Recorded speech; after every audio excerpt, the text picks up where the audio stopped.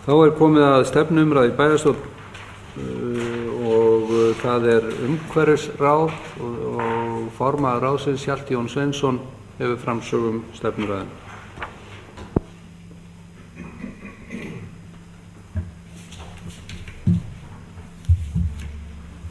Forseti, ágætu bæjarfulltrúar, sem formaður umhverfisnefndar mun ég hér fara yfir helstu stefnumál hennar og áherslur í starfi.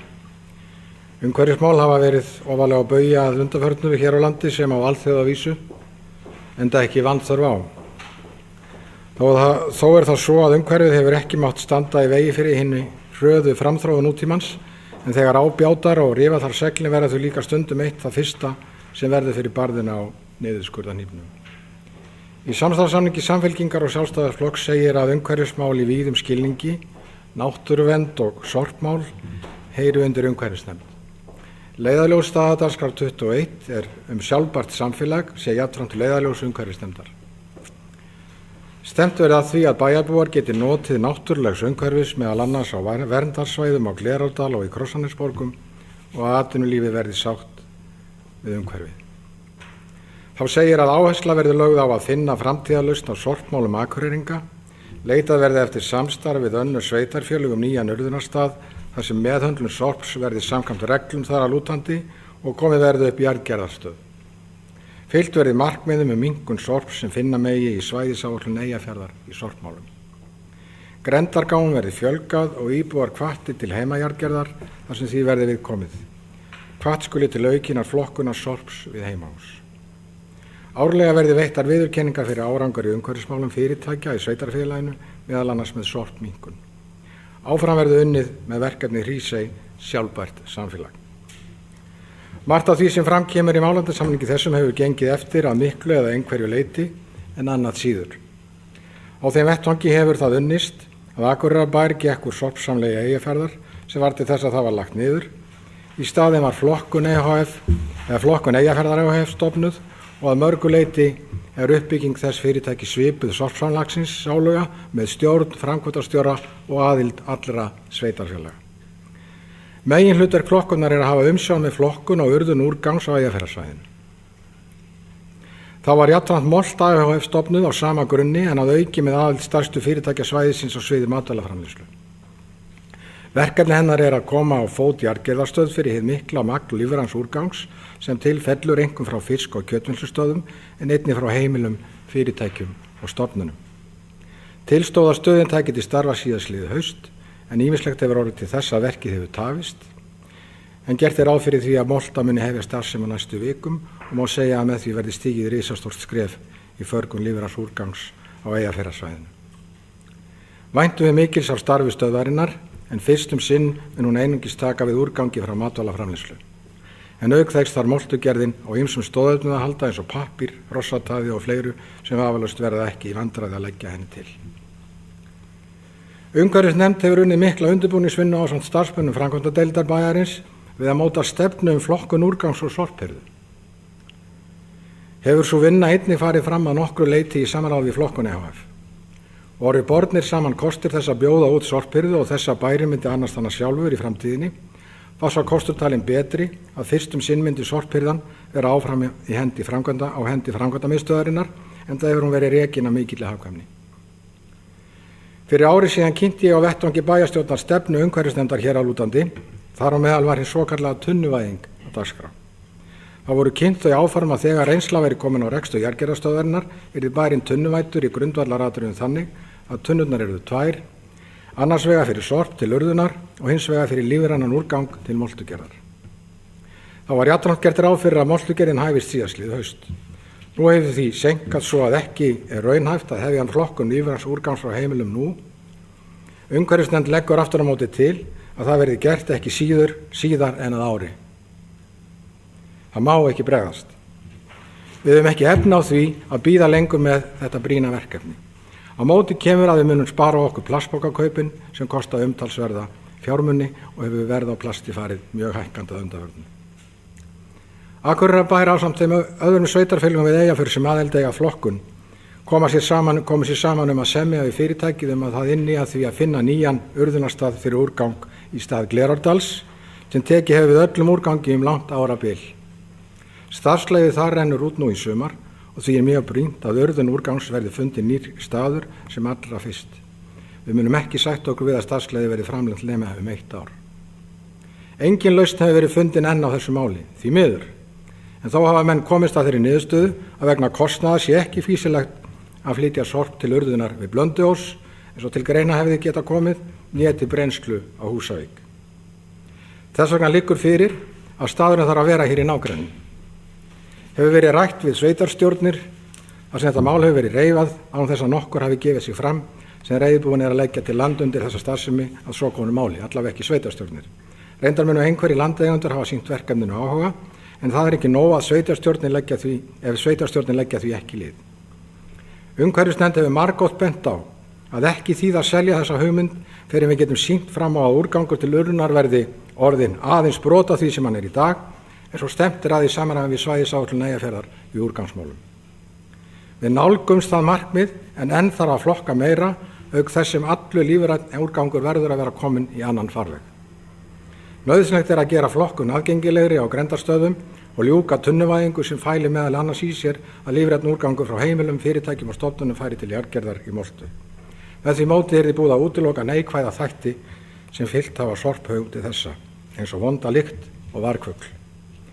Fyrir liggur mikil undirbúningsvinna á þessu sviði sem við þurfum að halda áfram með og hrinda þessum áformum í framkvæmd sem fyrst. Staðreyndin er sú að málið er ekki eins flókið og það var fyrir örfáum árum. Úrgangur til urðunar hefur minnkað mikið á undanförnum árum, 4 árum. Árið 2004 voru 23.000 tonn urðuð á Glerárdal, en aðeins 13.000 á síðasta ári. Þetta er mikill og góður árangur, því að leið hefur síauknu magni flokkaðs úrgangs verið skilað til endurvinnslu og markmið er að koma magninu niður í 5.000 tonn á ári. Ánægjulegt er að bæjarbúar hafa tekið þátt í átakinu aukna flokkun með kröftugum hætti, en betur má við duga skal. Einkum hefur starfsemi gámasvæðisins aukist á þessu sviði og þar er nú gert ráð fyrir sífellt fleiri flokkunartegundum. Hefur fólk tekið þessu vel og greinilegt er að bæjarbúar eru jákvæðir og tilbúnir að taka þátt í þessu átaki.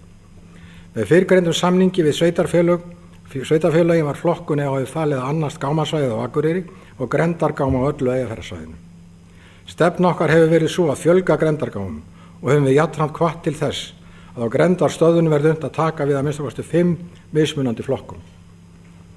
Hingað til hefur aðeins verið tekið þar við dagblöðum á pappír annars vegar og fernum á pappírsumbúðum, öðrum en bylgjupappa hins vegar. Ef unnt væri að losa sig þar jafnframt við umbúður úr plasti, gler sem ekki fæst endurvinnslugjald fyrir, málmílát og dósir og annað plast sem en að framan greinir, þá er næsta víst að íbúar myndu ganga ennþá hreinna til verks að þessu leyti en nú er gert.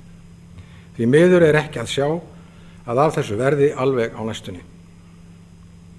Aftur á móti er til mikils að vinna vegna þess að minnkun úrgangs til urðunar skilar okkur ábyggilega hærri upphæðum tilbaka en sem nemur kostnaði við endurbætur af þessu tagi, auk þess að það er umhverfi okkar til heilla og í samræmi við umhverfismarkmið okkar.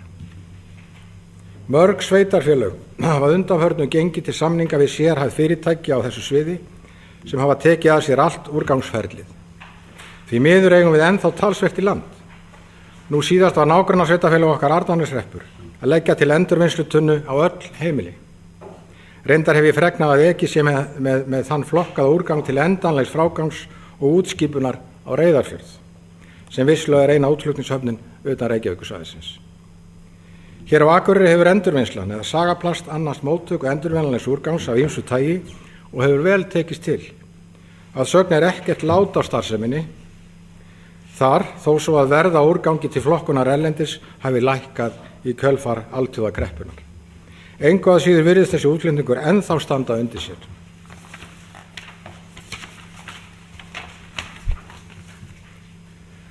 Umhverfisnefnd hefur ásamt starfsmönnum framkvæmdadeildar unnið metnaðarfulla áætlun minnkun svifryks sem okkur ber skylda til í samræmi við alþjóðlega samninga sem bærinn er aðili að, auk þess sem við erum í alþjóðlegu samstarfi staðadagskrá 21 sem er leiðarljós nefndarinnar. Áætlun þessi var síðan samþykkt af framkvæmdaráði nú í vetur. Hún er í mörgum liðum vegna þess að margt þarf að gera til þess að minnka megi svifryk á Akureyri sem oft langt yfir heilsuverndarmörkum í bænum og voru þessi áform rækilega kynnt á sínum tíma. Einn þátturinn í þessu skyni að minnka notkun sands til hálkuvarna en í fyrra nam honum 500 tonnum. Í vetur hefur aðeins helmingur á þessu magni verið notaður og þá einkum á gangstíga og stéttar. Aftur á móti var brugðið á það ráð að bera salt á 6% gatnakerfis bæjarins. Að sögn starfsmanna framkvæmdadeildar hefur þessi tilhögun gefist vel en einkum voru leiðir strætisvagna hafðar til hliðsjónar. Aftur á móti hafa margir bæjarbúa mælt þessu mót og tjáð sig þetta fyrirkomulag í ræðu og riti og jafnvel gengið svo langt að telja þetta lífshættulegt. Meira að segja hér í bæjarstjórn. Vera kann að ýmsir hafi eitthvað til síns máls, en aðalatriðið helst ekki nefnt í þessu sambandi, sem viðleitni okkar til að minnka svifryk til verndar heilsu bæjarbúa og þó ekki síst barnar okkar. Þrátt fyrir ráðleggingar og rök helstu sérfræðinga landsins á þessu sviði hefur fólk ekki talið svifryki neitt sem máli skipti að því virðist.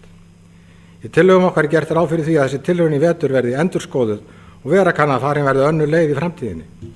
En til fróðleiks þá var dreift hér áðan til bæjarstjórnarfulltrúa nokkrum upplýsingum þar sem samanburður á saltnotkun til hálkuvarna í Reykjavík og á Akureyri.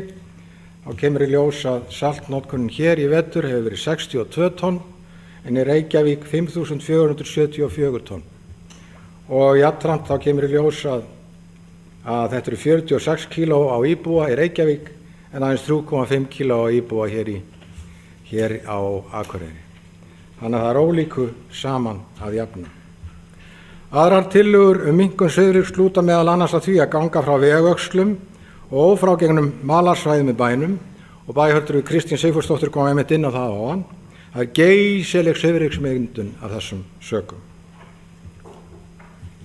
Hreinsun gatna líka afar brýn í þessu skyni en á síðasta ári var varið 28 milljónum til þess verkefnis. Minna verður til ráðstöfunar á þessu ári og því næsta og því ekki við góðu að búast. Allt þetta kostar peninga og því gert ráð fyrir því að það taki nokkur ár að ljúka öllu sem gera þarf hér að lútandi. Með því að loka vegslunum og ganga frá þeim og ganga frá þessum opnu svæðum. Því miður hafa mælingar á svifryki ekki gengið sem skyldi. Það eini svifryksmælirinn í bænum sem staðsettur hefur verið á mengunarpollinum á horni Glerárgötu og Tryggabrautar hefur verið bilaður oft vikum saman. Engu að síður hafa mælingar hans sýnt að ástandið óviðunandi og þessa dagana aftur á móti verið að taka í notkun loksins í gagnið 2 færanlega svifryksmæla sem Umhverfisstofnun hefur látið okkur í té eftir langa bið.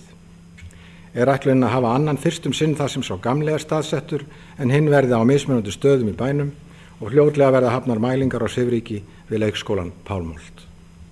Með hinum nýju mælum munum við geta fylgst betur með ástandinu hverju sinni og munum við geta séð niðurstöðurnar í beinni útsendingu á heimasíðu Akureyrar. Flokkun EHF hefur verið falið umsjón með urðunarstaðnum á Glerárdal. Verið að vinna að því að koma böndum á umgengni svæðið og meðhöndlun og verðlagningu þess úrgangs sem þangað fer. Í umsjón þessari felst einnig frágangar á því svæði sem notað hefur verið til urðunar margar ára skeið og vinna því að móta það í samræmi við umhverfið og græða það upp. Verður hafist handa við þá vinnu nú í sumar og ekki síst horft til þess að unnt verða að nota moltuna sem tilverður til landfyllingar, landmótunar og uppgræðslu í framtíðinni. Þetta í samræmi við fyrrgreindan málefnasamning en þar kveðið á að stefnt verði að því að bæjarbúar geti notið verndarsvæðisins og Glerárdal. Líffræðilegu fjölbreytileiki eitt af leiðarljósum staðadagskrá 21 sem umhverfisnefnd vinnur eftir. Að þessum verkefnum verður unnið áfram enda það í samræmi við norrænt verkefni sem Akureyrarbær þáttttakandi í og heitir Countdown 2010. Í sumarlok í ár verður ráðstefna haldin hér á Akureyri þetta verkefni og þá betra að búið verða að hrinda af stað hinu stóra verkefni á þessu sviði sem býður okkar á Glerárdal. Þá brýnt að áfram verði haldið í baráttunni við Kerfil og lúpínu í Hrísey áður en það verður of seint. Hafa farið fram bæði rannsóknir og aðgerðir í því skyni og gengið misvel. Á næstunni munum við fá nýtt gróðurkort sem Náttúrufræðistofnun hefur verið að vinna af veginni. Mun það hjálpa okkur við að skipuleggja nauðsynlegar aðgerðir í því skyni að varðveita hinn líffræðilega fjölbreytileika. Þá hefur umhverfisnefnd áhuga á að halda áfram að vekja athygli og styrkja líffræðilega sjálfbærni í Hrísey en þar hefur flokkun úrgangs verið meiri en í öðrum hverfum bæjarins. Er ætlunin að halda sérstakan umhverfisdag í eyjunni í námunda við Jónsmessuna þar sem athygli verður vakin á þessu málefni, það er að segja umhverfislegri sjálfbærni og líffræðilegum fjölbreytileika. Verða bæjarbúa hvattir til að sigla út í Hrísey og eiga þar skemmtilegar stundir en fáir staðir innan bæjarins henta betur til útivistar og þess að njóta náttúrunnar. Ég læt þessu lokið að sinni, en vissulega væri auðvelt að hafa þennan pistil miklu lengri því að mörgu er að taka í umhverfismálum. Að lokum vil ég þakka fulltrúum umhverfis í umhverfisnefnd og starfsmönnum framkvæmdadeildar Helga Má Pálssyni og Jóni Birgi Gunnlaugsssyni fyrir góð störf og gott samstarf. Þá tekur til máls Baldvin Á. Sigurðsson.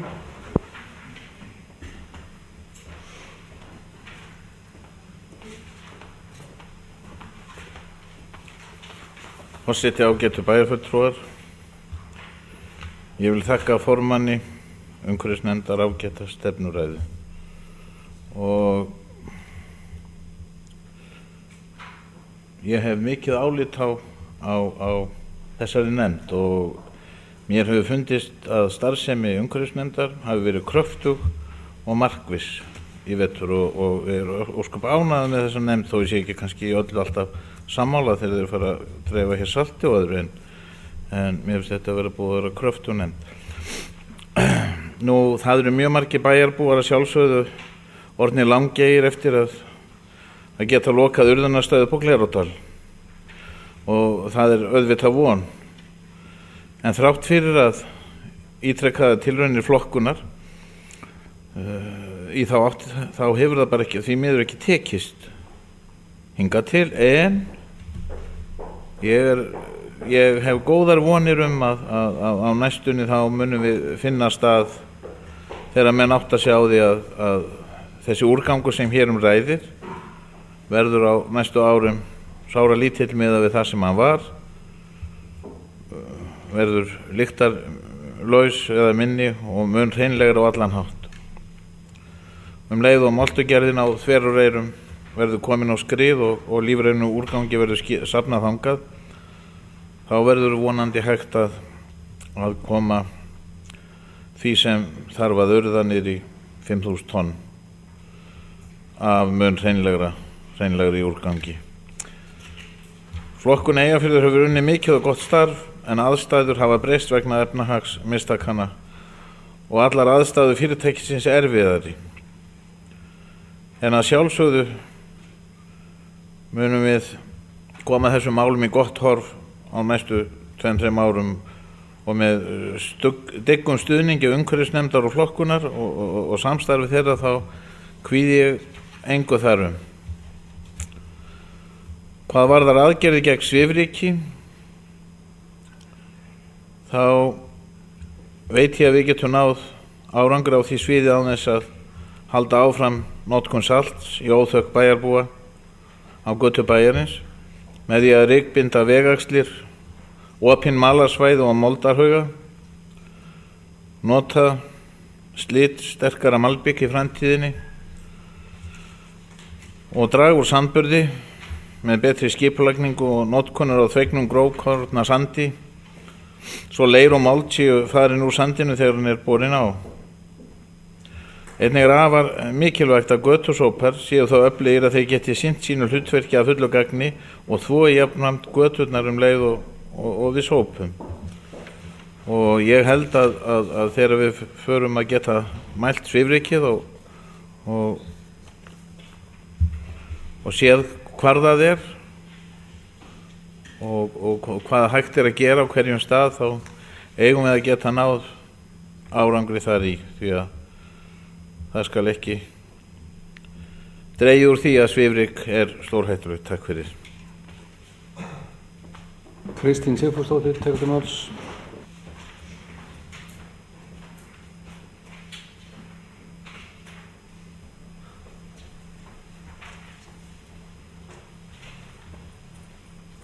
Já, forseti, ágætu bæjarfulltrúar. Ég þakka formanni umhverfisnefndar fyrir þessa ágætu yfirferð. Þetta er alltaf svo áhugaverður málaflokkur og það er mikil þrautseigja og þolinmæði sem þarf að beita til að bíða eftir jarðgerðarstöðinni. Hlýtur að takast vel á endanum. Og þegar við tökum okkar tunnukerfi þá verður það auðvitað þannig að við svo sem græðum á því hvað við höfum orðið að bíða lengi og lærum það sem að nauðsynlegt til að fari þá mjög vel og höfum þá reynslu annara til hliðsjónar. Það bæði ánægilegt hvernig við drögum jafnt og þétt úr gangi til urðunar og það verður auðvitað þannig að þetta gerist kannski hratt ef við förum síðan að nota lífrænan massa til að vinna úr hauggas eða lífrænt eldsneyti, fitu eða hvað við gerum. Og það þurfti kannski kreppu til að það borgi sig og að það verði virkilega bæði nauðsynlegt umhverfisins vegna og svo að það verði bara kostur sem verði fýsilegur. Og þetta er hug með metangasið af því að ég orðaði það nú einhvern tíma daginn og þá var nú sagt að ég væri nú ekki samkvæm sjálfur í mér einu sinni því að ég segði að við erum að hagræða og spara og svo vildi ég fara að eyða í það að vinna metan. Það að Svíar eru komnir með ágætis aðferð til að vinna metan, þetta er vissulega stofnkostnaður en það má eiginlega segja núna má eiginlega segja að það hefur hækkað metangasið en það sem svarar, ef maður setur það á bíl þá má eiginlega segja að það sé 87 krónur, 87,50 lítrin sem svarar lítra af bensíni, gefur jafnvel orku. Og annað hitt og það auðvitað svo afar æskilegt fyrir umhverfið að vinna allt metangas því að það svo hræðilega afgerandi við að mynda gróðurhúsalofttegundir og það miklu virkar en koldíoxíð. Þannig að við eiginlega verðum að þó við gerum ekkert annað en reyna að ná því og brenna því þá það til bóta. En þar að við kera svona skínandi góður orkugjafi og ég átti auðvitað við það og það hlýtur á endanum að borga sig hér í þessu matvæla landsluta að vinna alla orku sem við getum úr sem lífræna massa.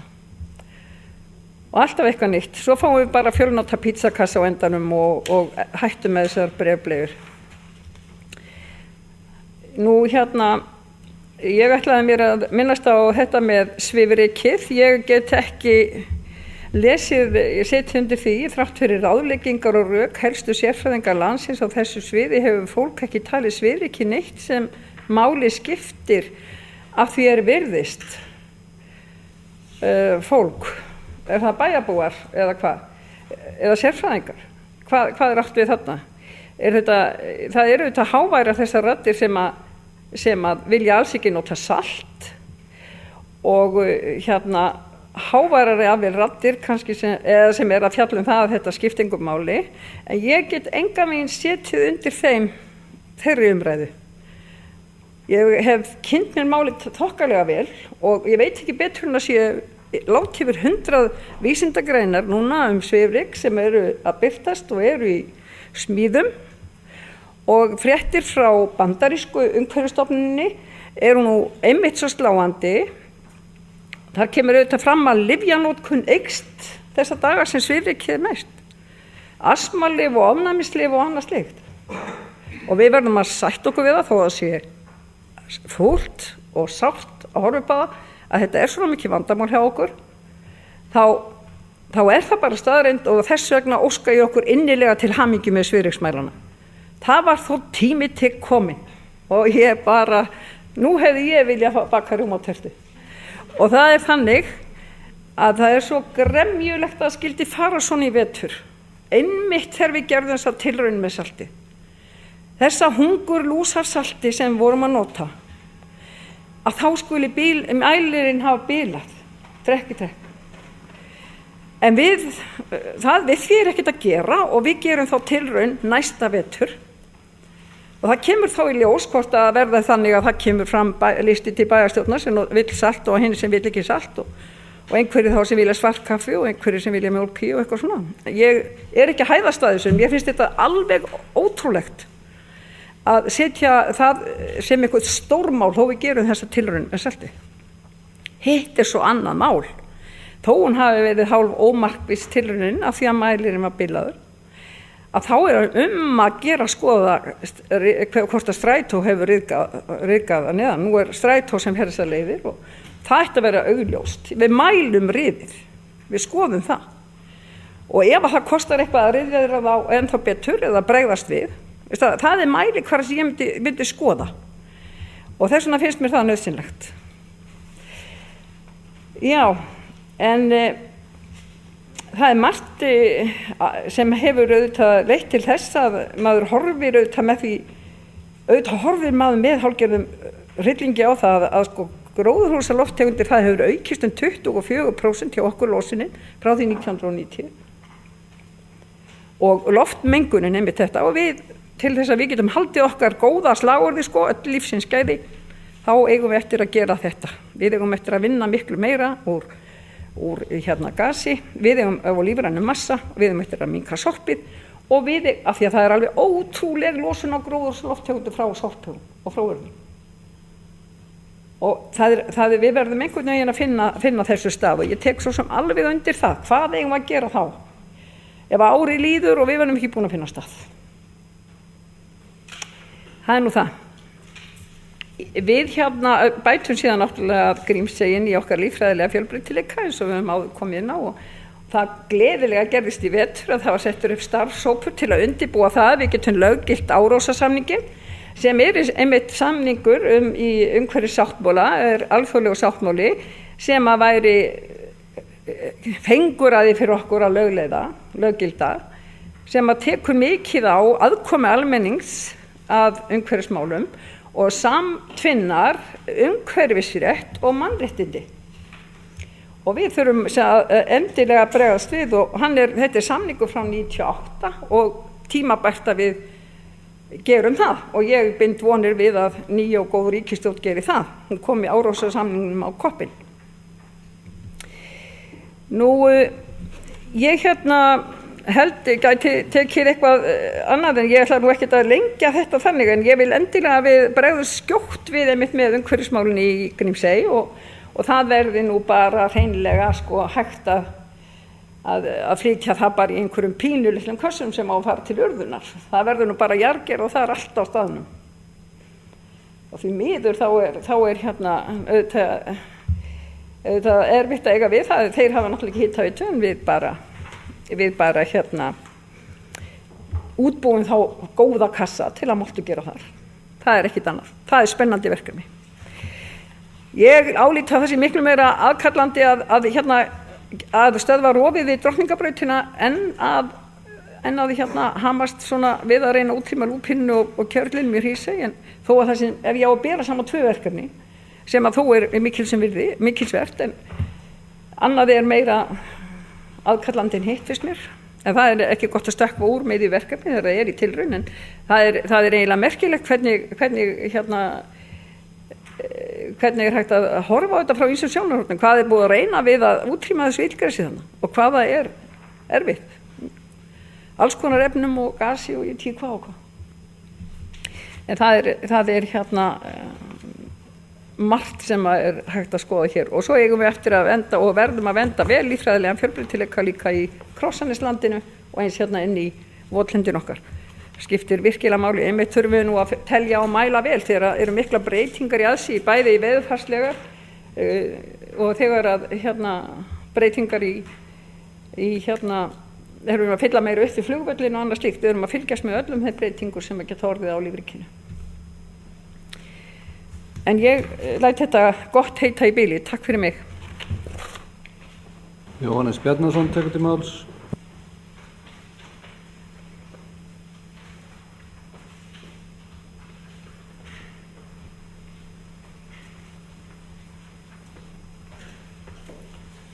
Forseti, ágætu bæjarfulltrúar.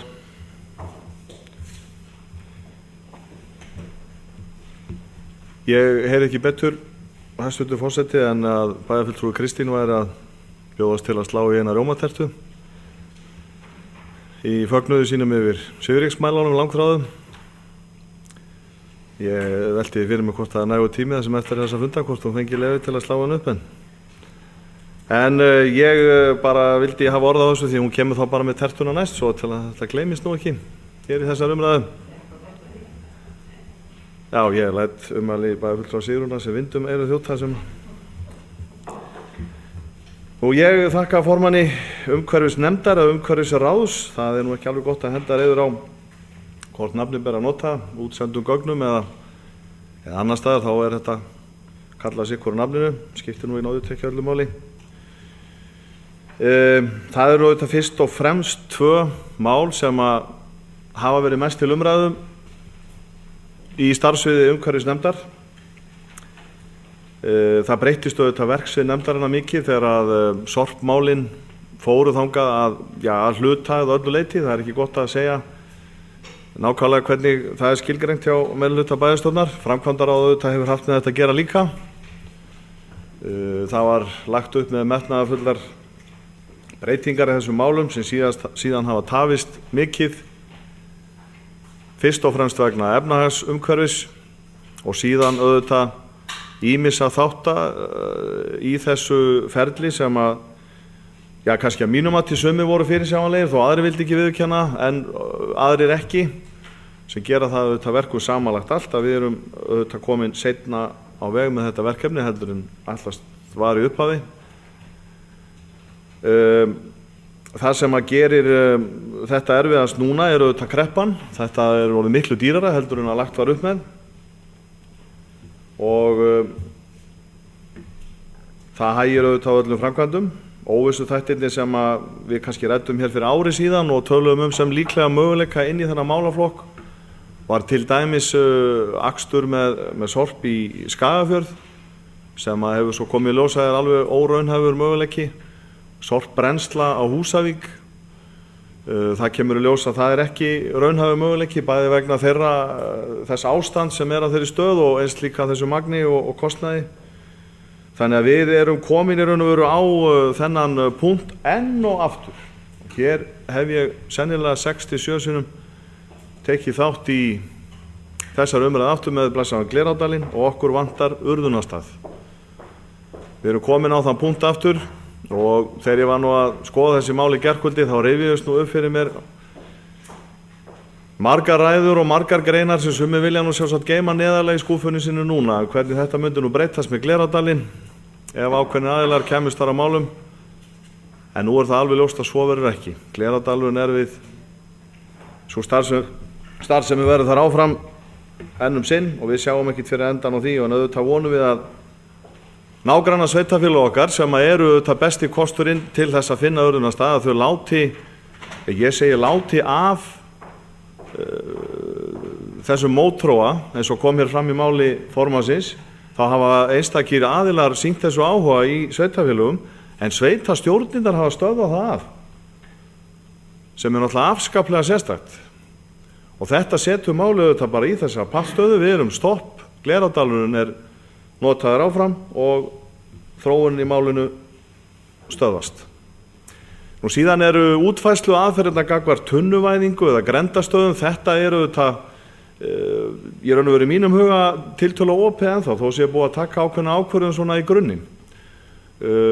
Gunnar Garðarsson hefur verið að kynna hérna grendastöðar, sína útfærslu á þeim möguleika sem eru að mörguleyti afskaplega sniðugar lausnir og það kemur sterklega til greina inn í þessu umræðu.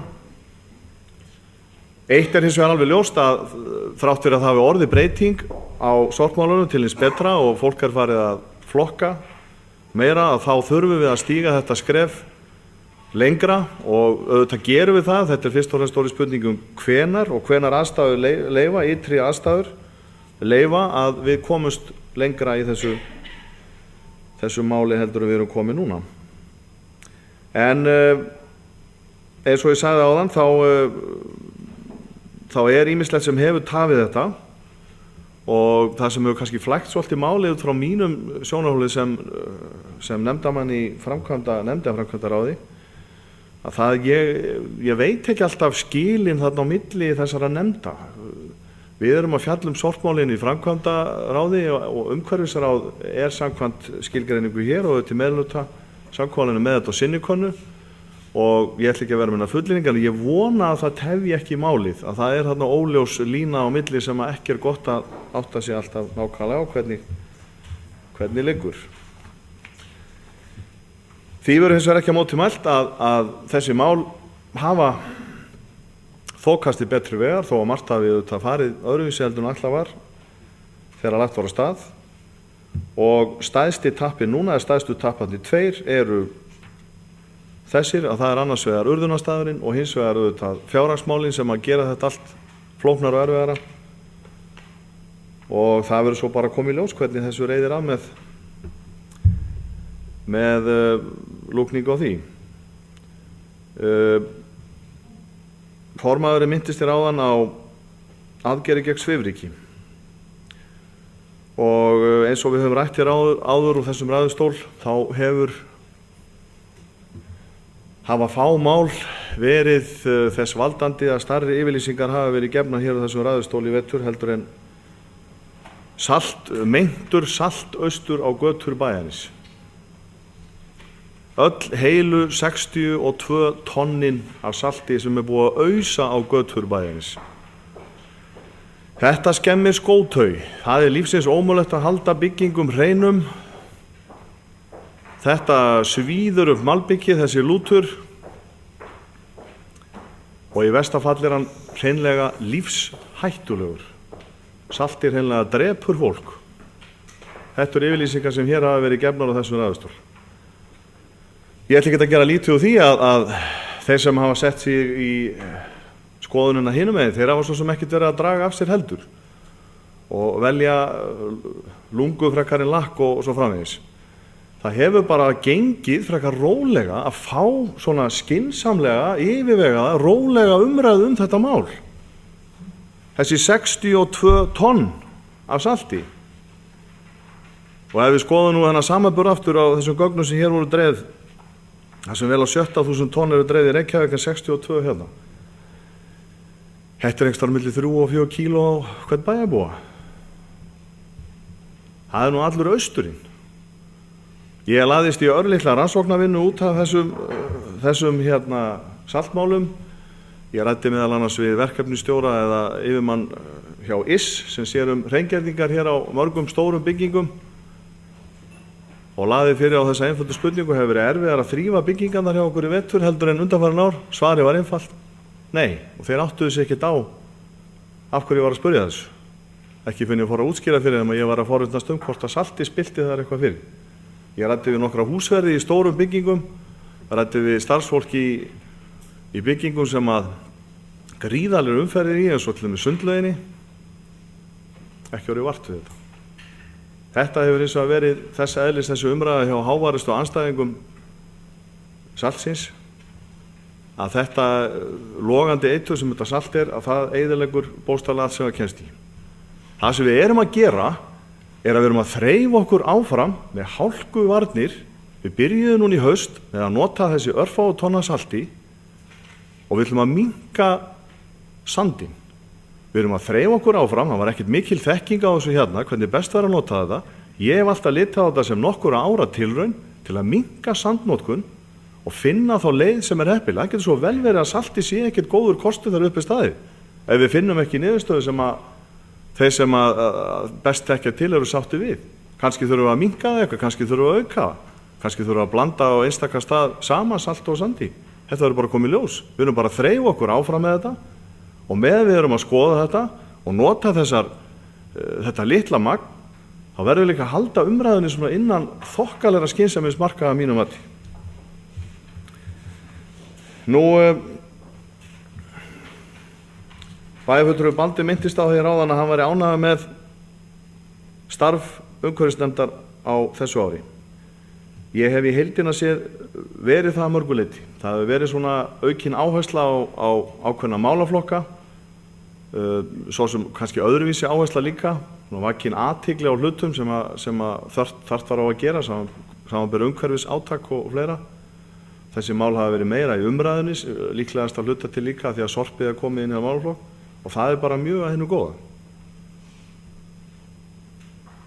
Og þar af leiðandi tel ég að þessi athygli sem þetta fær, hún er málaflokknum í heild sinni til góða og að þessum tveimur, það er kannski ekki rétt að kalla það tveimur stæðstu málum, en þessum tveimur málum sem mest hafa verið umræðu, það er að segja sorpmálunum og svo aftur hálkuvörnunum, að þá hefur sannarlega þokast, þó eins og ég myndist ég réttilega á þann, þá hefur ýmislegt verið í veginu sem hefur gert þetta erfitt. Ég bið bara það enn og aftur meðan að við erum að þreifa okkur áfram með hálkuvarnir, og þetta er besta hálkuvarnin einfallega bara akstur eftir aðstæðum. En það er eitthvað sem að kannski ekki er hægt að fara fram á öllu tilfellum, og þá reynum við að hafa göturnar sem best undir það búnar að ökumenn komið þar. Ég kannski vil líka aðeins fiska eftir því hjá bæjarfulltrúin Vinstri grænna hér hvort að þau eru á sikkvori skoðuninni saltnotkunina. Er Svifryk sérfræðingurinn okkar bæjarfulltrúi Kristín og annað skoðun en Baldur? Okkar helsti sérfræðingur í Svifryki.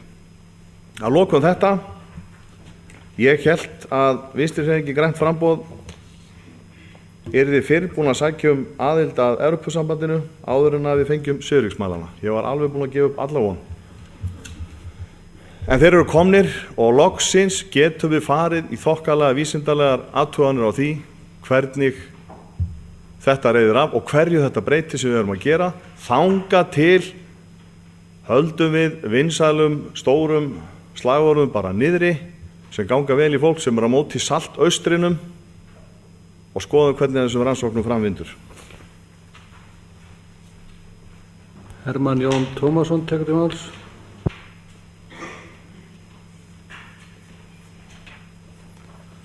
Forseti, ágætu bæjarfulltrúar, ég vil byrja á því að þakka formanni umhverfisnefndar fyrir ágæta framsöguræðu þar sem hann einbeitti sér að svona tveimur stórum málum sem að nefndin fjallar og skipta okkur öll miklu máli, annars vegar úrgangsstjórnunarmálum eða sorpmálum eins og við köllum stundum og hins vegar svifryki og aðferðin sem við beitum til þess að draga úr því. Ég ætla fyrst og fremst að fjalla hér fyrri málaflokkin af því að hann er mér töluvert tengdari. Það sem ég stýri annars vegar þessu fyrirtæki sem að er sameiginlegt fyrirtæki sveitarfélaginu Eyjafirði, flokkun, og hins vegar á ég þótti að stjórna jarðgerðarstöðvar uppbyggingunni eða fyrirtækinu Moltu.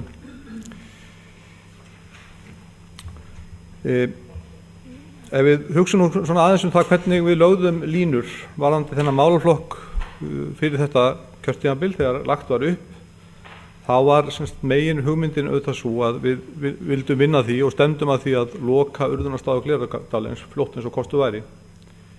Við töldum að til þess að það gæti orðið, þá þyrftum við að vinna markvisst í því að draga úr þessu magni sem að fer til urðunar og draga sérstaklega úr urðun á lífrænum úrgangi. Og megin leiðin sem við ætluðum okkur að fara fólst í þessari uppbyggingu jarðgerðarstöðar, miðlægrar stórrar jarðgerðarstöðar eins og við köllum það, sem að tæki fyrst og fremst við úrgangi frá fyrirtækjunum vegna þess að hér eru náttúrulega stórir matvælaframleiðendur sem að þurfa að setja frá sér og við þurfum að losna við mikinn úrgang frá þeim. En jafnframt þá myndum taka út lífrænan úrgang á heimilum og komið þennan sama farveg. Þetta verkefni hefur ekki gengið alveg eins hratt eins og við ætluðum okkur, eins og kom fram í máli formannsins, þá stóð upphaflega til að þessi stöð taki til starfa í haust. Nú er komið vor, það sem liðir rúmlega hálft ár frá upphaflegri tímasetningu og við erum að fá í heimsókn til okkar núna á næstu dögum, líklega fyrstu dagan í maí, finnska sérfræðinga, það er að segja þá sem að seldu okkur vélbúnaðinn, tækjabúnaðinn í jarðgerðarstöðina til þess að hjálpa okkur að setja hérna af stað. Sem sagt, verkefnið er komið á svona loka reit, þess að segja, og við erum að taka þessa stöð í notkun. Og það er náttúrulega eins og Hjalti Jón formaður bendir réttilega á, það er mjög stór áfangi, ekki síst í ljósi þess að við höfum verið að byggja þessa stöðu upp á mjög erfiðum tíma. verkefni náttúrulega hefur verið í gangi og uppbyggingu á sama tíma og við höfum verið að horfa á mjög neikvæða gengisþróun framan af árið 2008 og síðan þessu hruni fjármálakerfisins sem við erum náttúrulega búin að ræða hér fram og tilbaka bæði hér fyrir í dag og áður, sem að gerði auðvitað alla þessa framkvæmd mjög erfiða og satt best að segja þá fannst mér oft á tíðum nánast ómögulegt að klára þetta verkefni, en það að klárast enga síður. Vissulega verður það á endanum töluvert dýrara heldur en lögðum upp með, einfaldlega vegna þess að helmingurinn af kostnaðinum er innkaup á búnaði og það sem að samið í evrum og við erum síðan háð því gengi sem er þegar við greiðum fyrir búnaðin. En verkefnin að ljúka, stöðin að komast í rekstur og þá eigum við að vera komin í aðstöðu til þess að losa okkur við mjög stóran hluta af lífrænan úrgangi af Glerárdal í miklu vistvænni og betri farveg heldur en verið hefur til þessa.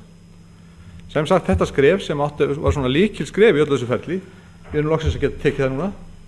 Gjarnan hefðum viljað gera það fyrr, en við skulum ekki gleyma því að við höfum þó náð að taka það. Jafnframt hefur verið unnið þó nokkuð í því að setja fyrirtækjum strangari skorður hvað varðar flokkun úrgangs, þannig að þau skila ekki með sama hætti af sér í dag óflokkuðum úrgangi til urðunar á Glerárdal eins og þau gerðu í upphafi þessa kjörtímabils. Þetta hefur síðan orðið til þess meðal annars að eins og Hjalti Jón benti réttilega á líka að við höfum hort upp á það að á Glerárdal hafi verið urðað alltaf 23.000 tonn þegar mest var. Þetta hefur lækkað jafnt og þétt og áætlanir okkar gera ráð fyrir því að þetta verið 10.000 tonn. 10.000 tonn í urðun árinu 2009. Að hluta til getum við þakkað innan gæðsalappa það þeirri stöðu sem núna er hvað varðar framkvæmdir og neyslu. Það dregur auðvitað úr úrgangi þegar það dregur úr uppbyggingu í samfélaginu. En hluti af skýringunni er líka einfaldlega þær aðgerðir sem gripið hefur til. Þannig að þó að mál þróist kannski ekki áfram á þeim hraða og með þeim hætti sem við gjarnan viljum, þá er samt veruleg hreyfing á þessum málaflokki í rétta átt. Ég fullyrði það.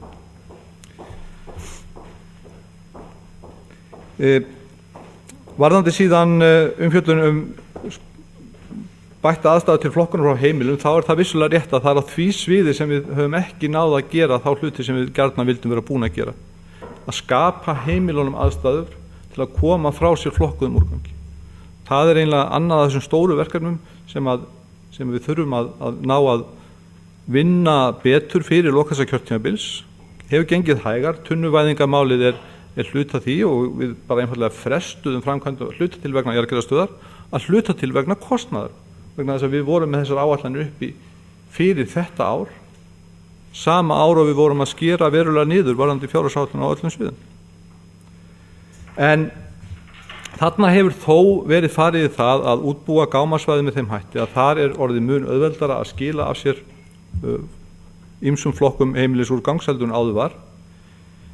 Grendargámavæðing er eitthvað sem við viljum taka sem næsta skref vegna þess að það er líklega ódýrara skref heldur en hitt að vera með flokkunar tunnur við hvert heimili og fikra okkur þannig nærði að gefa íbúanum kleift að losa sig við sem mest af flokkuðum úrgangi. Og það er reyndar alveg hárrétt hjá bæjarfulltrúa Jóhannesi að kannski hefur það pínulítið þvælst fyrir okkur verkaskipting hvað þetta allt saman varðar. Hver á að sinna hverju. Við þurfum bara einfaldlega að fara vel yfir það og koma því 100% á hreint að þau yfirvöld sem við höfum valið að setja yfir þennan málaflokk að þau skipti með sér verkum og séu vel meðvituð það hvað er kurs. Víkjum nú að urðunarstaðnum, ég er reyndar aðeins búinn að koma inn á hann áður. Þar eigum að baki langa og erfiða sögu, ef svo má segja, þar sé að þetta hefur verið þrautaganga og löng leit að því að losa okkur við þennan urðunarstað af Glerárdal og finna honum aðra staðsetningu. Hún stendur nokkur, við skulum bara segja nokkur kjörtímabil ef við lítum til þessa. Ég hef rakið það hvernig við ætluðum okkur að gera þetta á þessu kjörtímabili með því að minnka markvisst úrgang til urðunar, verkefni sem er á þokkalegu róli, og sýna þeim sem væri þá líklegu til að vilja taka við fram á það að þetta væri hægt að gera á umhverfisvænan og vistvænan hátt og með miklu þrifalegri hætti heldur en menn hafa átt að venjast til þessa.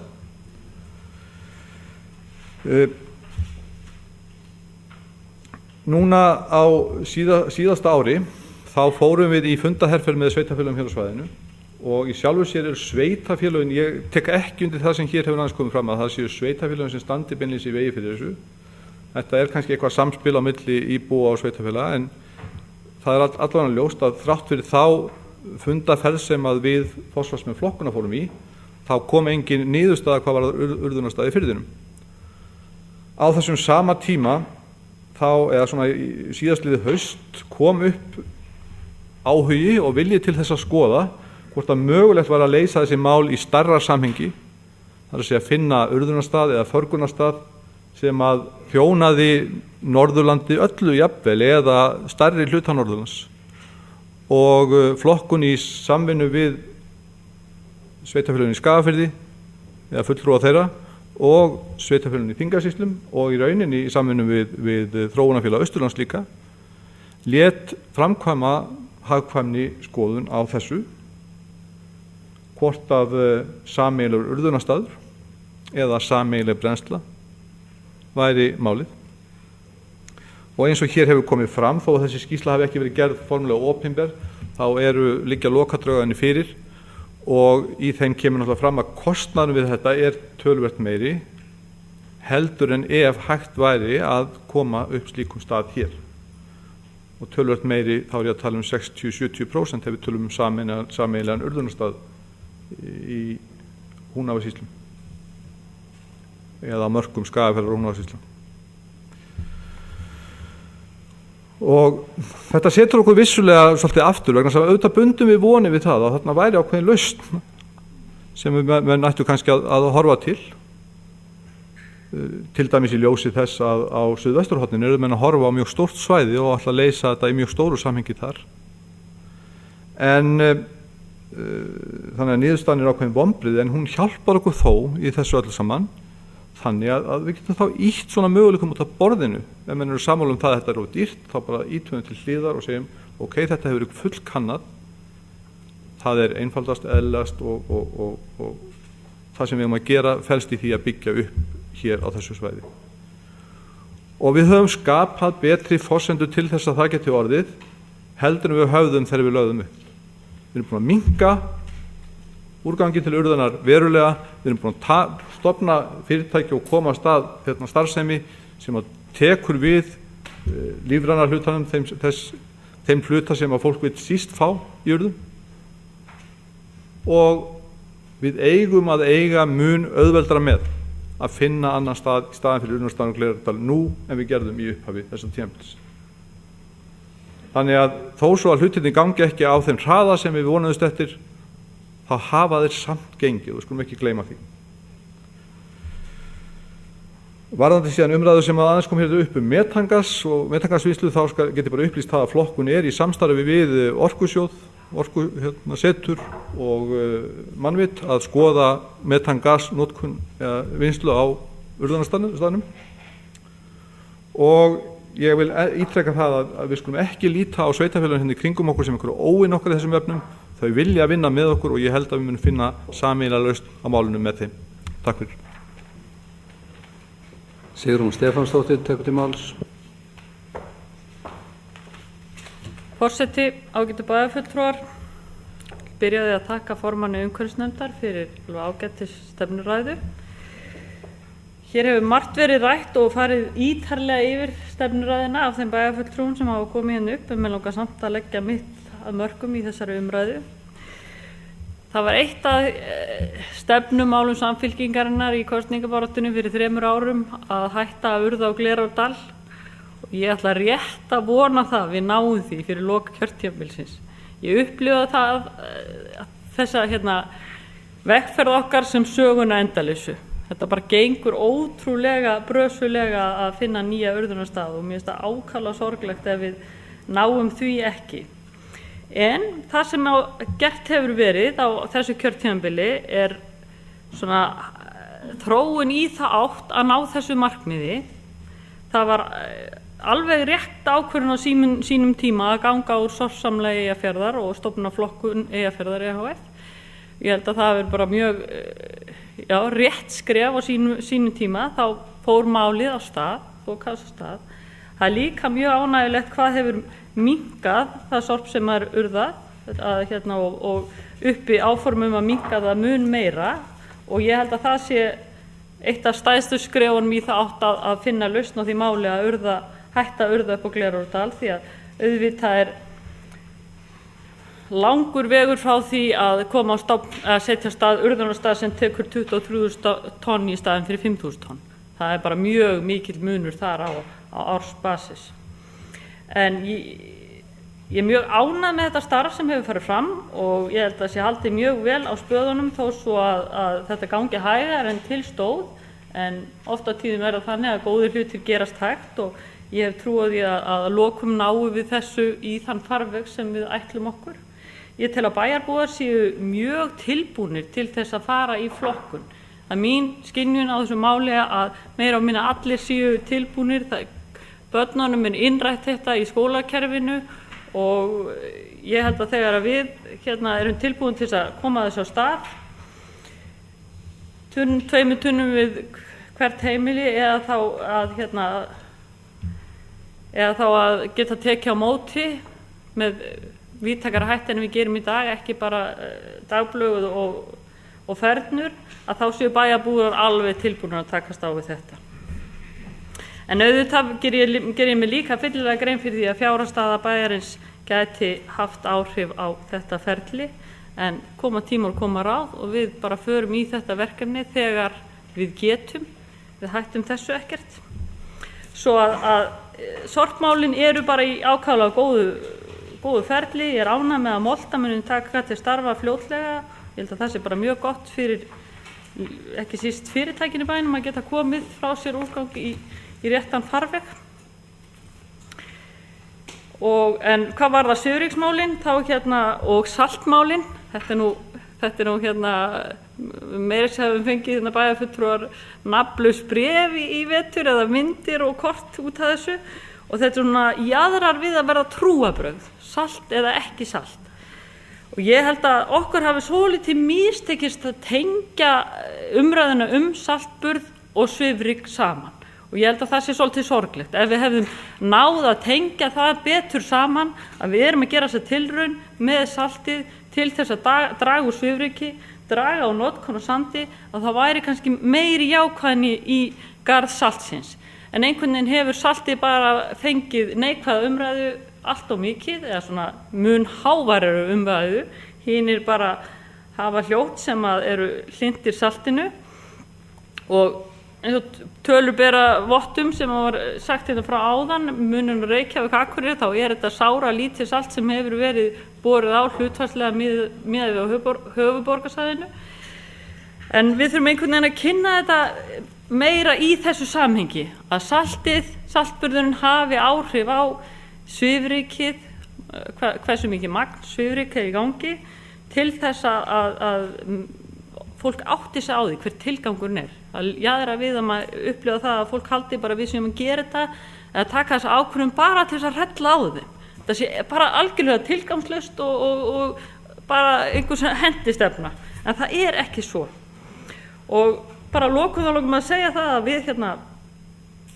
við erum rosalega rík þjóð, við höfum hreint vatn og hreint loft, og við eigum að stuðla því að við höfum það svoleiðis. Það okkar aðalsmerki, ferskt vatn, ferskt loft, og það ekkert bara, stuðla því bæði til sveita og inn í bæjum. Það bara ekki svoleiðis hér og nú. En enn og aftur, ég þakka þér fyrir bæjarfulltrúi Hjalti Jón. Kristín Sigfúsdóttir tekur til máls.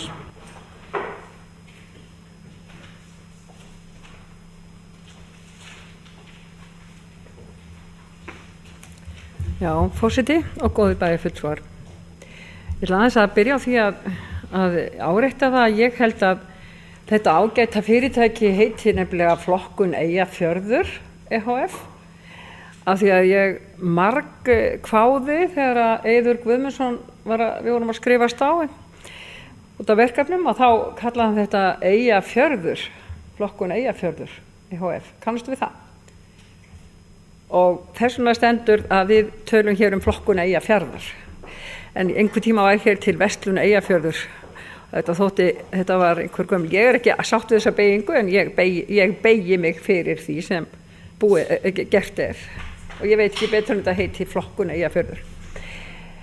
Nú fyrir þá sem áhuga hafa á því að kynna sér umræðu eða svona umræðu og reglugerðir í kringum svifryk og svifryksmælingar, þá þeim góðfúslega bent á að farin á ust.is eða loft.rvk.is eða á umhverfisstofu Reykjavíkurborgar, og það rata nú allir inn á heimasíðu Reykjavíkurborgar.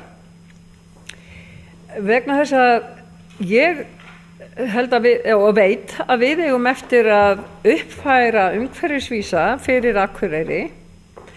Akureyrarkaupstað, hvenær sem við gerum það nú rækilega, en það verður svo fróðlegt fyrir bæjarbúa að fylgjast með á heimasíðun okkar þegar það verður búið að tengja svifryksmælana.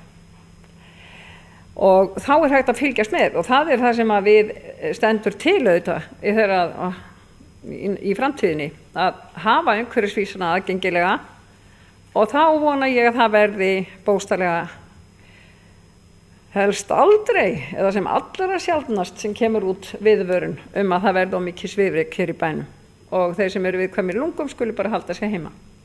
Í Oslo þetta sendt í SMS-geitum til astmasjúklingana, og það hægt að vera skráður þannig að maður fái viðvörun, og auðvitað þessi umræða, það ekkert verið að tíunda þetta hvað þetta slæmt, en í rauninni þá þeir sem eru búin að kynna sér þetta að lesa mikið þetta, þeir eru auðvitað að vita það. Fólk varað við að vera á ferli þegar það svifryk mest. Ég tek algjörlega undir það með bæjarfulltrúa Sigrúnu Stefánsdóttur að það hefði kannski verið gott að geta þess hvers vegna við værum að fara í þessar tilraunir nákvæmlega með salti. Það ekki til þess að prófa streituþol bæjarbúa og sjá hvort að bílarnir að vera ekki ónýtur og annað til því. Við erum ekki að gera tilraunir, en mér finnst einu svona jaðarbreyta auðvitað að rannsaka strætó, mæla riðið í strætó. Af því að, ég salta nefnilega stundum heima hjá mér, tröppurnar og svona, þannig að það getur verið að þeir sem koma til mín, þeir fá einhverjar endur á skóna, það kemur fyrir ég verð að gera það, mestu hálku. En ég ætlaði að minna á þetta með umhverfisvísana og aðgengir að heimasíðunum, og þegar við verðum bæði komin með þessa góðu niðurstöður svifrykið, við verðum búin að kýla það niður, það getur, ég alveg vissum að við eigum eftir að malbika úr harðara efni eða steypa eitthvað hluta götunni hérna. Það getur bara ekkert annað verið. Þið sjáum bara allar rákirnar og hvert þetta fer. Þetta alltaf að þetta slitnar svo hræðilega illa. Við erum farnar að setja viðvaran eða ekki varlega inn að bæjarsjónstaðar. Það er kannski ekkert fallit að vera að tala það svona á fundi í bæjarstjórnin. Maður fann að kannski varlega bæinn, og það lækkar auðvitað svifrykið í leiðinni, lækkar og hækkar. Ég meina ef að malbiki fer svo sem að rofna mikið af, við erum auðvitað að fylla vestu holurnar með grjóti og möl, þá verðum við bara að hafa fleiri 30 km hverfi. Það getur nú lækkað svifrykið talsvert. En þetta ágætis umræða sem slíka, en við erum einmitt í miðri tilraun með þessa tilraun með salti. Já, og svo ég segi þér þá, og ég segir þér út að vera algjörlega áhyggjulaus, Jóhannes G. Bjarnason, bæjarfulltrúi. Þó að við höfum mismunandi skoðanir á því hvort ég að bera salt og hvernig ég að prófa það, þá það smámunir einir. Og menn hafa fullt leyfi til þess að segja finni þetta algjör óþokki og vil ekki nota þetta. Hjólreiðamenn hafa talað um þetta eyðileggir hræðilega fyrir þeim, og ég vil að við gerum líka næsta vetur tilraunir á því á hversu þykkt snjólag á að bera salt. Það allt annað að bera salt á örþund snjólag eins og til mér sér oft í Reykjavík, og það auðvitað, maður þarf þá líka að hafa fullt af peningu til að gera allar þessar rannsóknir, en það hljóta nú einhverjir að vera að gera svona ritgerðir og rannsóknarvinnu. Beinum þín út bara til þeirra í háskólanum eða einhverju sem að vinna verkefni, og ég ætla að lokum að segja ykkur að ég Akureyrarbæ afar þakklátt fyrir þetta tækifæri sem kom upp í hendurnar á okkur stöllum, mér og Sóleyju Jónasdóttur árið 2005, að fá að gera þessa tilraun með Svifrykið. Ég get bara tekið það fram að ég mjög þakklátt fyrir að við fengum að gera það verkefni, og ég get líka sagt að það gott að það verður þó vonandi árið 2010 sem þetta verður komið í miklu betra horf. Takk fyrir. Oddur Helgi Halldórsson tekur til máls.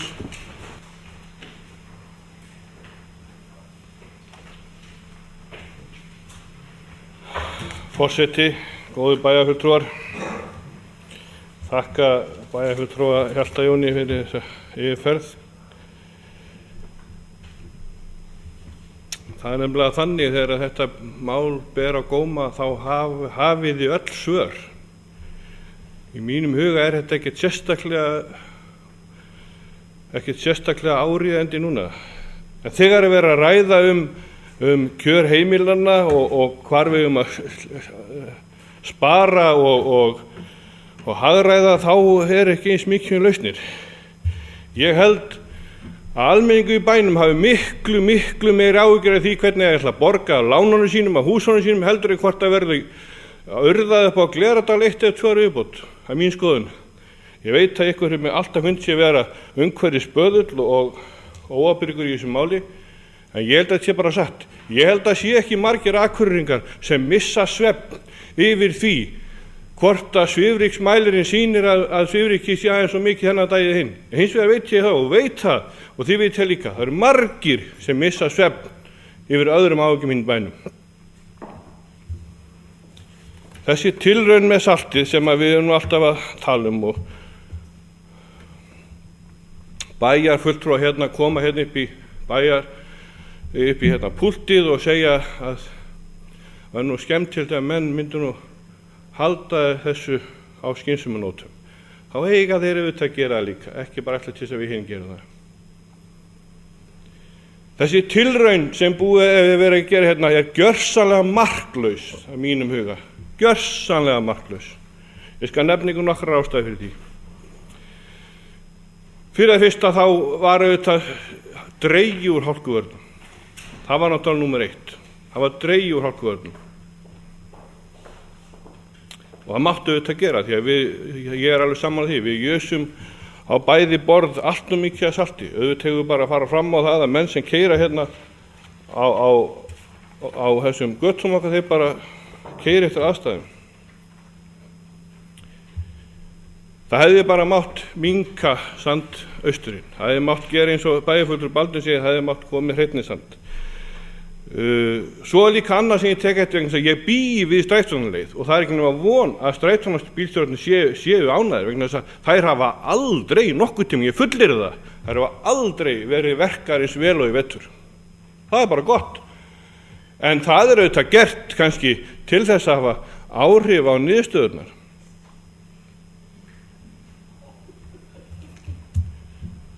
Já, þið hlægið, en þetta ég bý við strætisvagnaleið og þetta bara alveg rétt hjá mér, ég veit það og þið veit það líka. Að bera sama saltburð í Reykjavík eins og Akureyri, það fáránlegur samanburður. Vera að bera það saman heildarmagn og það jafnvel lítið skárra að bera saman hvað við ausum mörgum kílóum á íbúa. Það verður nær að bera saman kannski lengd gatnakerfisins, veðurlag og umferð og ekki síst svifryk. Þið komið hérna hvert af eftir öðru og segið þið viljið salti á götuna til þess að stoppa svifryk.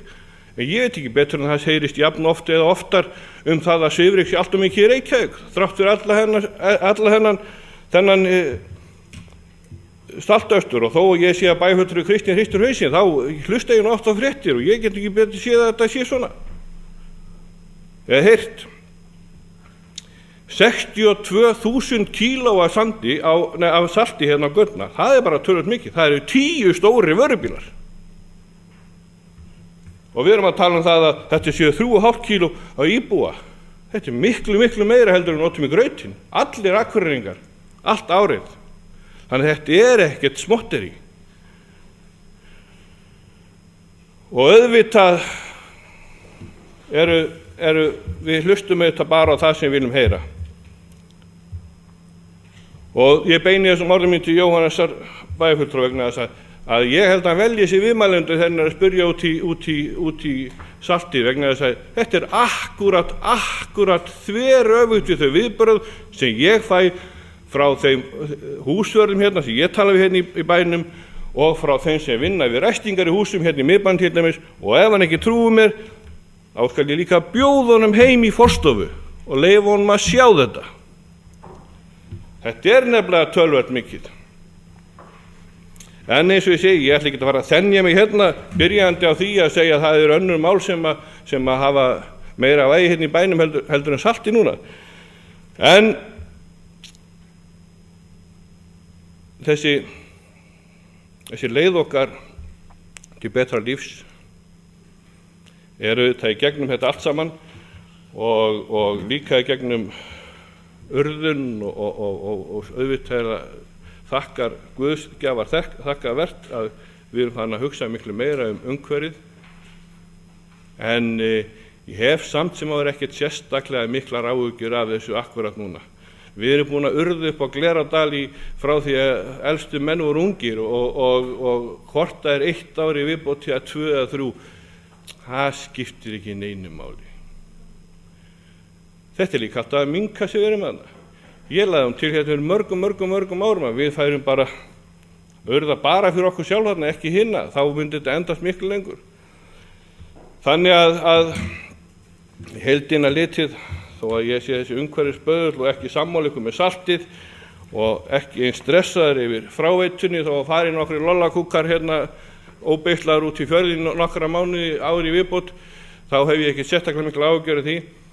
En ég veit þetta verður skárra og það, ég mun ekki móast við á þessari leið, en bendi á það, ég er ekkert sérstaklega stressaður yfir þessu.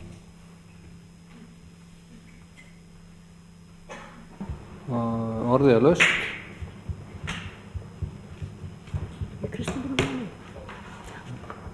Jóhannes Bjarnason.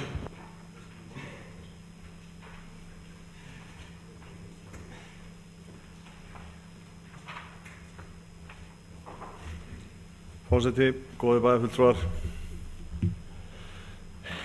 Ég lét mér nú dreyma það fyrir að funda að það er nú einu sinni verulega vitrænar umræður hálkuvarnir á Akureyri á þessum fundi. Við varum búin að taka út skellin á öðrum fundum með vægasatt misgáfulegum ummælum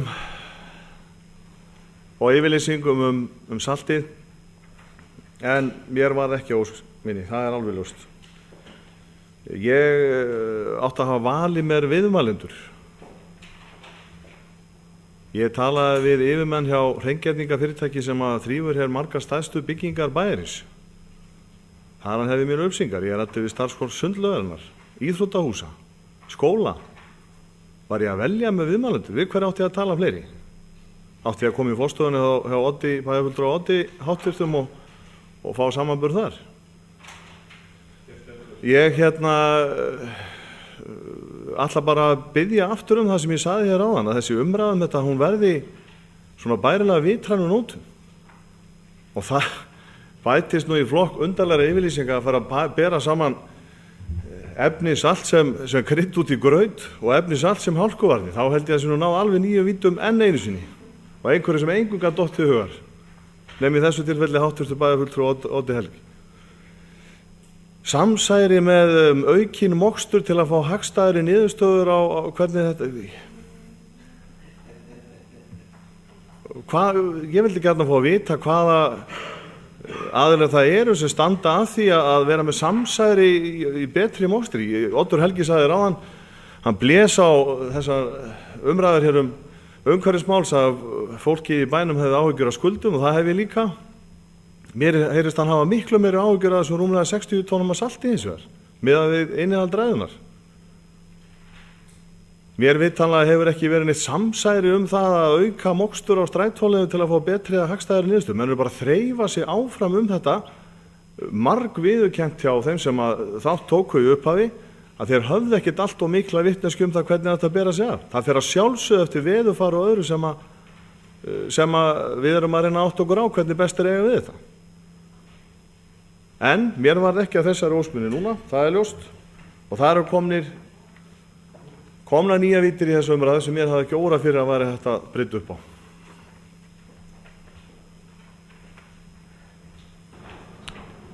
Þá hafi ekki fleiri hvatt til hljóðs og að venju tekur framsögumaður saman umræðun og svara þeim fyrirspurnum sem að til hans hefur verið beint.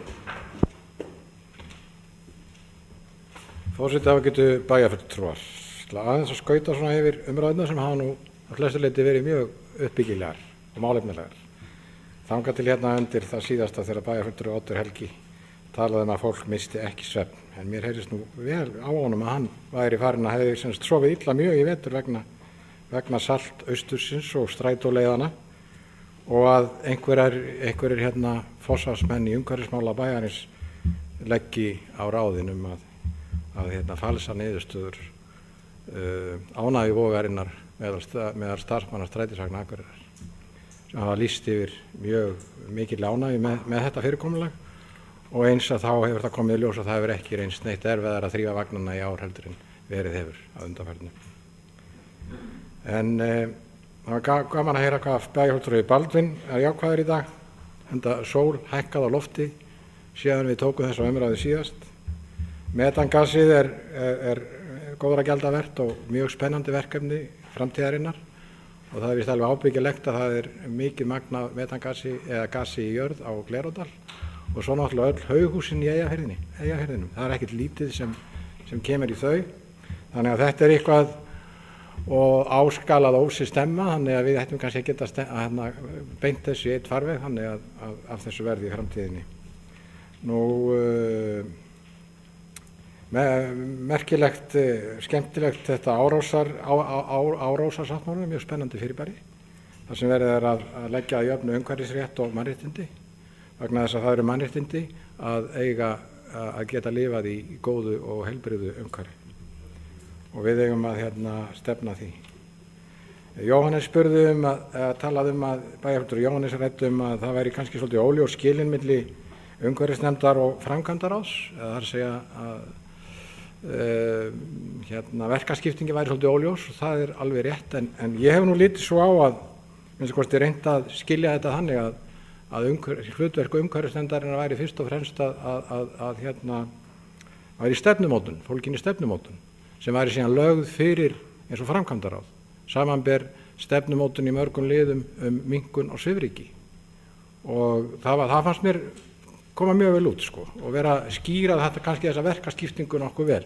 Hins vegar hefur það líka vafist fyrir okkur í umhverfisnefnd hvernig okkur ber að vinna þessum málum í samstarfi við flokkun EHF.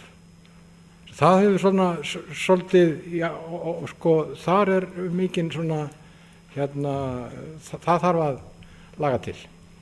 Þannig að allir viti nú hvað er að gera. Það er bara eitt besta mál, en við erum að fá svolítið reynsla á þetta og mörguliti hefur það gengið vel. En þetta þarf að vera alveg á hreinu, ég sammála því. Nú,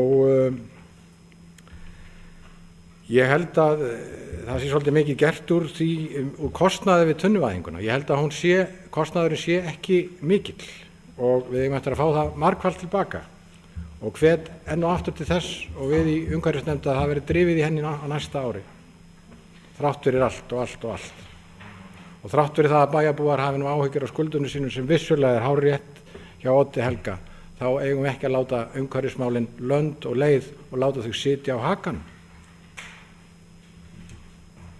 Nú Sigrún Stefánsdóttir nefndi að bæjarbúar væri tilbúnir til að taka þátt í þessu og það er víst alveg ábyggilegt og við verðum að meta það og halda þessu áfram því að nú er lag og við erum að gera það þrátt fyrir allt. Það er víst alveg ábyggilegt að saltnotkunin það er spurning trúarbrögð og ég hef sendur lýst í þannig að líkt þessu við trúarbrögð. En sem betur fyrir þá er hægt að gera stundum að gamni sínu og það var námskeið við verkmenntaskóla fyrir starfsfólk fyrir jólin í brjóstsykursgerð og það var einn brjóstsykur, einn tegundum var þannig að hún var svolítið krydduð og þá kom náttúrulega upp á stöngu það hvað það sá brjóstsykur ætti að heita. Hann ætti sjálfsögðu að heita Saltjón og það var ágætt, en það bara sýnir það að þessi umræða hefur verið mjög mikil og stundum með miklum ólíkindum og kannski ber málflutningur Odds Helga svolítið vitni að hér er mikil tilfinningasemi á ferðinni. En ég held að ættum að reyna að halda okkur við rökin og vera málefnaleg. Já, ég held að ég sé ekkert að hafa þessi orð lengri og þakka bara fyrir skemmtilegar umræður þessi mikilvægu mál. Þá er umræður lokið stefnu og starfsáætlun umhverfisráðs.